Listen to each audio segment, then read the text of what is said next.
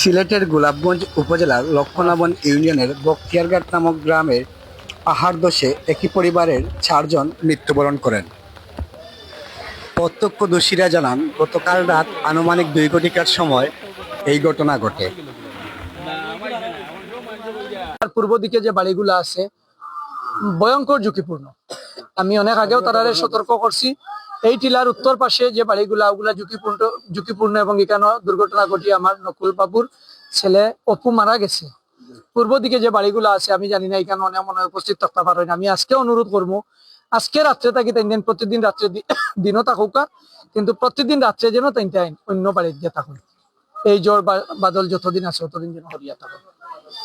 আর আমরা ইউনিয়নের প্রত্যেকটা পাহাড়ি বাড়ি যারা আছে, আমার শেখপাড়া, দেওপাড়া, 1 নং ওয়ার্ডের বেশ কয়েকটা পাড়া, 2 নং ওয়ার্ডের বেশ কয়েকটা পাড়া, আমার 9 নং ওয়ার্ডের বেশ কয়েকটা পাড়া, 3 নং ওয়ার্ডের বেশ কয়েকটা পাড়া আছে, যেগুলা অত্যন্ত পাহাড় ধসের লাগি ঝুঁকিপূর্ণ।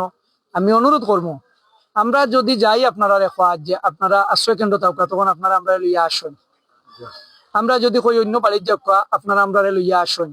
কিন্তু এই যে প্রাণহানি আমার ইয়াজুদ্দিন বাইর করছে, এটা আমরা লিয়ে আসিলে আর ফিরিয়ে যেতাম পারতাম না, খান দিলেও ফিরিয়ে যেতাম পারতাম না। আমার অনুরোধ হইল, প্রথমে নিজে বাঁচুকা, পরে আপনার দুনিয়াদারি করুকা। আমরা অনুরোধ হইল, আপনারা যেভাবেই হোক যারা ঝুঁকিপূর্ণ আশ্রয়, নিজের বিবেকের তাগিদে আপনারা বাড়িঘর খালি করিয়া অন্য বাড়িতে অন্তত রাত্রিবেলা আশ্রয় নৌকা।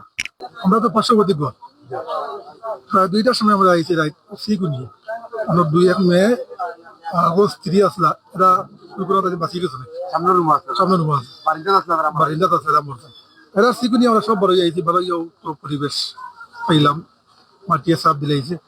আমরা গাঁর বহু মানুষে আমরা আমাকে অ্যালাউন্স করছি, গাঁর মানুষের দোলা করছি, আমরা কোনোভাবে ম্যানেজ করছি, হইয়া আনছি আনি আমরা বহুত চেষ্টা করছি, কিন্তু ওরা সম্ভব হয়েছে তাদেরকে বাগরা।